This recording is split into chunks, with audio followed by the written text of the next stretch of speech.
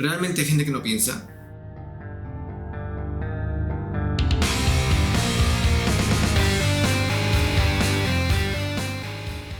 No existe gente que no piense, todos pensamos. Lo que sí existe es gente que no piensa por sí misma, y esa diferencia le cambia todo. No se trata de inteligencia, sino de cómo se utiliza la mente y para qué. A lo largo de la historia, diversos pensadores han hecho una misma distinción fundamental: un modo de pensar automático y un modo de pensar consciente. Aunque usaron lenguajes y contextos distintos, Sócrates, Kant, Erich Fromm, Guy Debord y más reciente Daniel Kahneman coincidieron en que el ser humano puede ir repitiendo ideas, hábitos, estímulos sin examinarlos, o puede ejercer un pensamiento propio, deliberado y autónomo. Para Sócrates el problema no era la ignorancia, sino vivir sin cuestionar.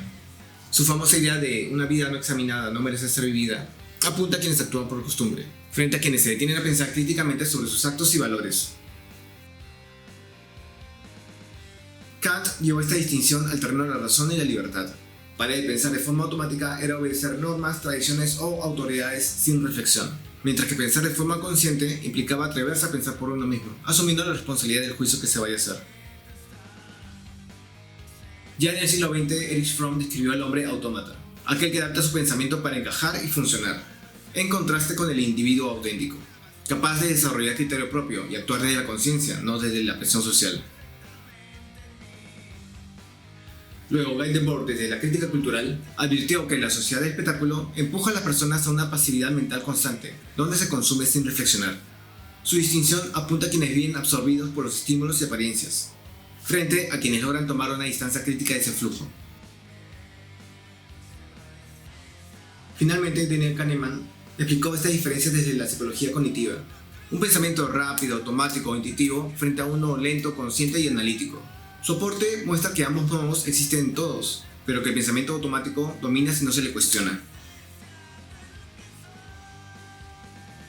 Entonces, analizando a las personas con un pensamiento automático, vemos que presentan un pensamiento inmediato, se enfocan en el ahora, evalúan constantemente: me gusta, me entretiene, me sirve. No proyectan consecuencias a largo plazo, ni consideran el impacto colectivo. También desarrollan un pensamiento reproductivo, no reflexivo. Aprenden repitiendo, no comprendiendo. Memorizan datos, reglas y discursos, pero fallan cuando el contexto cambia o cuando el problema es complejo. El pensamiento automático también suele ser egocéntrico. Esto no significa que la persona sea mala, pero lo que no le afecta directamente no existe del todo. El pensamiento automático también es un pensamiento distraído. Prioriza el entretenimiento, el estímulo y el placer. Evita la incomodidad, el silencio y los momentos profundos. No porque no pueda pensar, sino que pensar incomoda.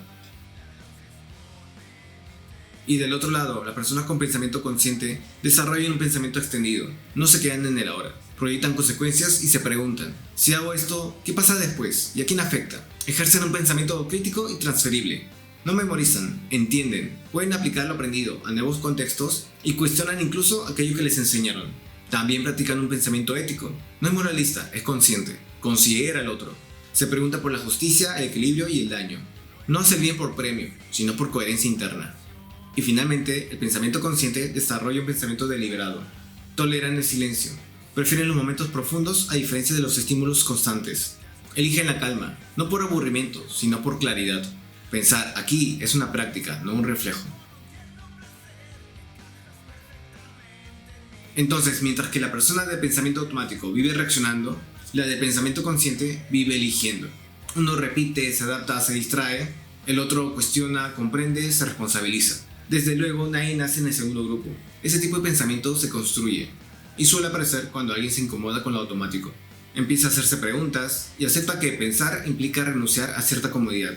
Por eso pensar no es algo popular, no es masivo, sino más bien un acto político, ético y rebelde.